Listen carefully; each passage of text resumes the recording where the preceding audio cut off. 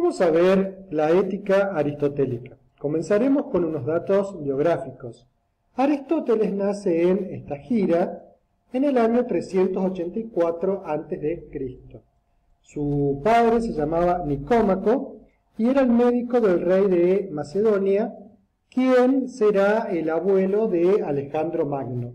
Su madre se llamaba Featis, era de Calcis en la isla de Eubea. Aristóteles queda huérfano siendo muy joven, desde muy niño, y es criado por su tío hasta los 17 años. A esa edad ingresa en la Academia Platónica, donde permanece 20 años. La Academia Platónica, donde recibe la mejor educación de la época, ejerce muchísima influencia en él. Cuando Platón muere, en el año 347 a.C., Aristóteles viaja. Y en el año 342, el rey Felipe II, el rey de Macedonia, le encarga la educación de su hijo Alejandro Magno.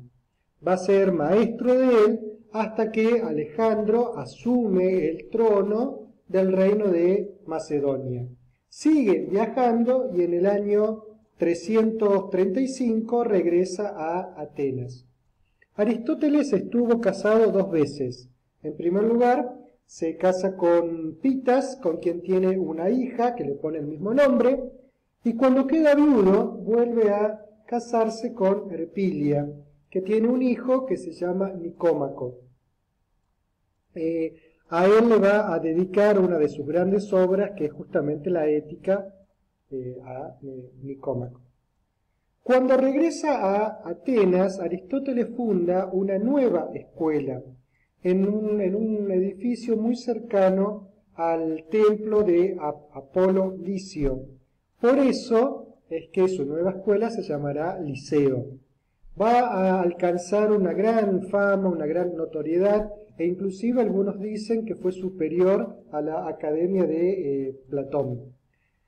Aristóteles daba clases caminando por los jardines, dando paseos, y en griego paseo se llama peripato, por eso a sus estudiantes se les llamaba los peripatéticos. En el año 323 hay una revuelta en Macedonia y Aristóteles debe huir para salvar su vida, huye al antiguo lugar de donde era su madre, a una casa que era de su madre en Eubea, y allí muere en el año 324, un año después, a la edad de 62 años. En su testamento, Aristóteles demuestra muchísima humanidad, ya que se ocupa del futuro de su esposa, de sus hijos, inclusive de sus sirvientes, y de la religiosidad, ya que deja instrucciones precisas para honrar a Zeus y a Atenea.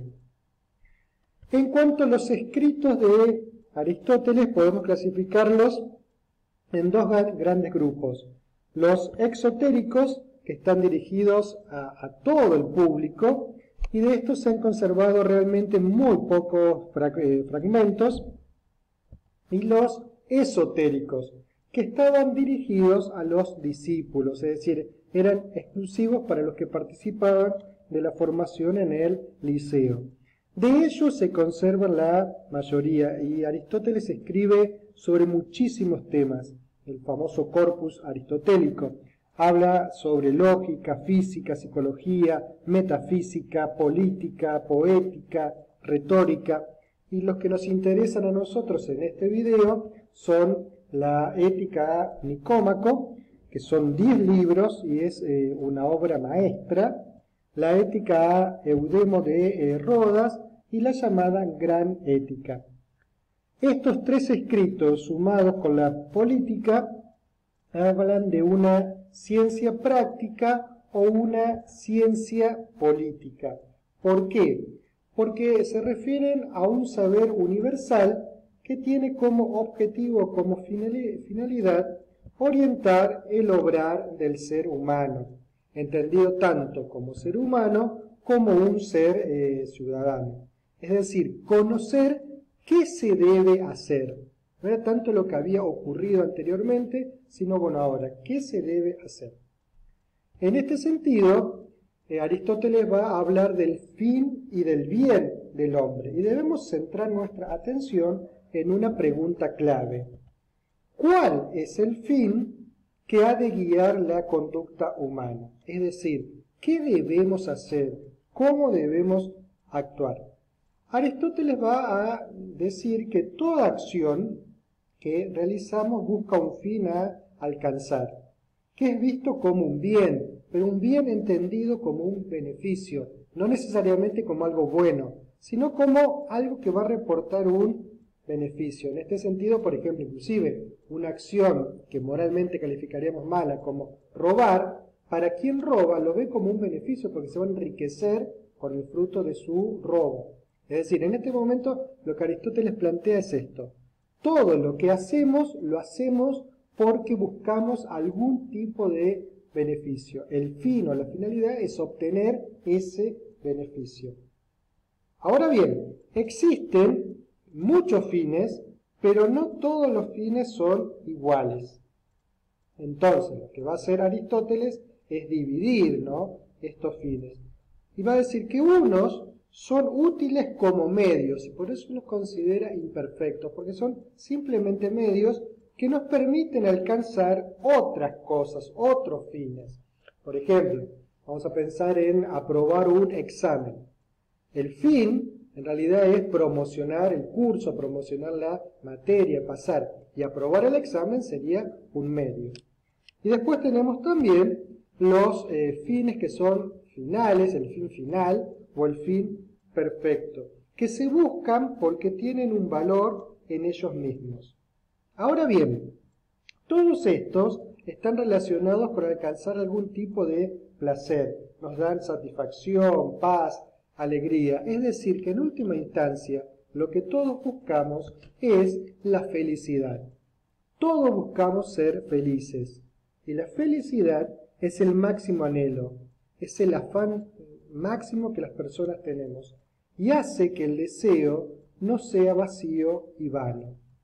En este sentido, Aristóteles va a decir que la felicidad es el fin último. Él le llama en griego, ¿no?, eudaimonía.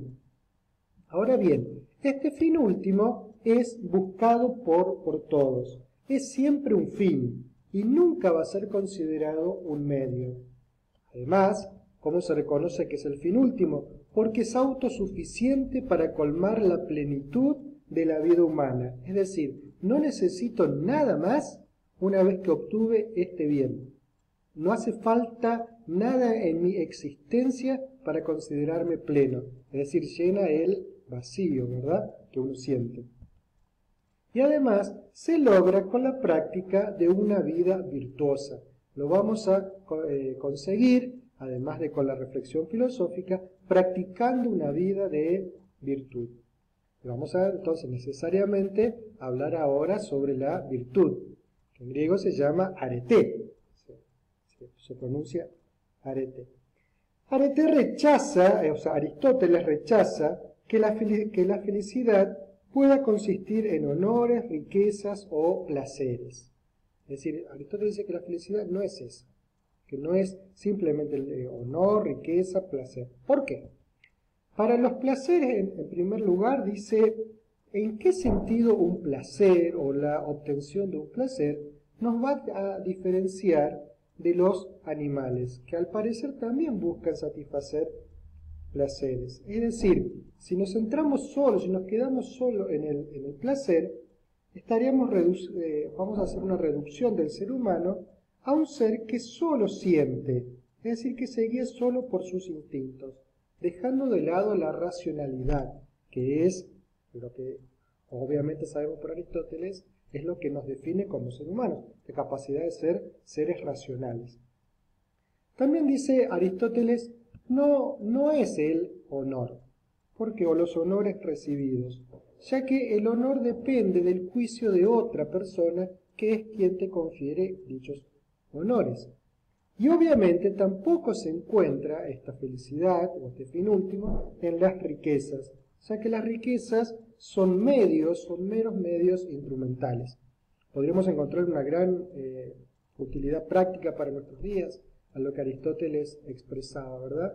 Viendo tantas veces cómo muchísimas personas dedican su vida o todo su esfuerzo en conseguir riquezas, honores, fama, placer, y que al final no lo terminan haciendo felices, ¿verdad? Bien, entonces lo que Aristóteles va a decir es que el bien humano consiste en una actividad según la virtud. Y si las virtudes son múltiples, según la virtud más excelente y más perfecta. Entonces, Aristóteles hace una división en las virtudes. Y obviamente una virtud es lo que añade perfección a cualquier actividad. Él va a dividir a las virtudes en dos grupos. En las virtudes éticas, virtudes morales, y las dianoéticas o intelectuales.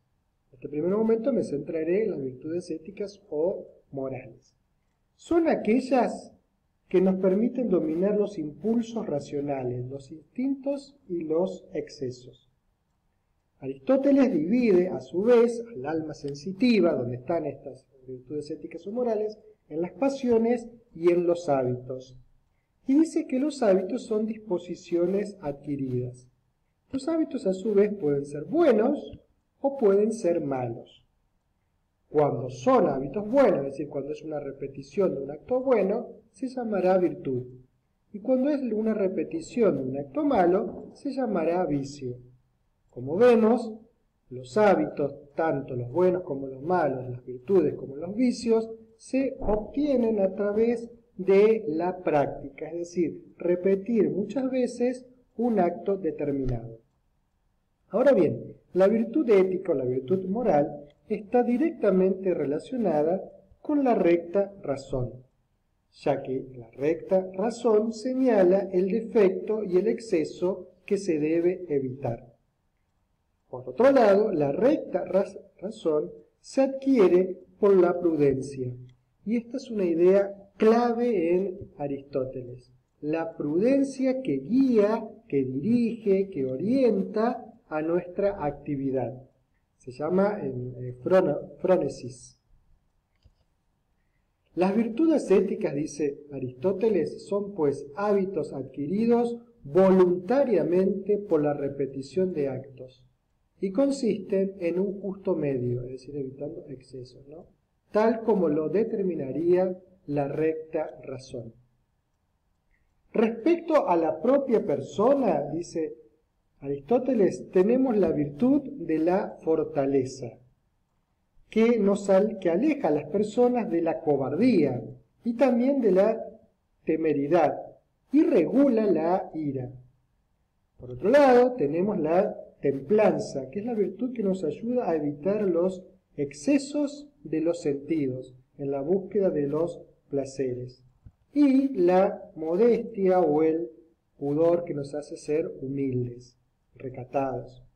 Y en cuanto respecto a los semejantes, tenemos muchas virtudes sobre la convivencia, como la libertad, la verdad, el buen humor, la amabilidad, pero Aristóteles destaca a la justicia y a la equidad. Justicia como respeto y obediencia a la ley, y también justicia como igualdad respecto a las demás personas. Dice Aristóteles que la igualdad debe presidir el orden de las relaciones humanas, pues hay que dar a cada uno lo que se le debe o lo que le corresponde. En el video siguiente, en el video que continúa a esta primera parte, seguiré desarrollando las virtudes intelectuales en Aristóteles y la voluntad.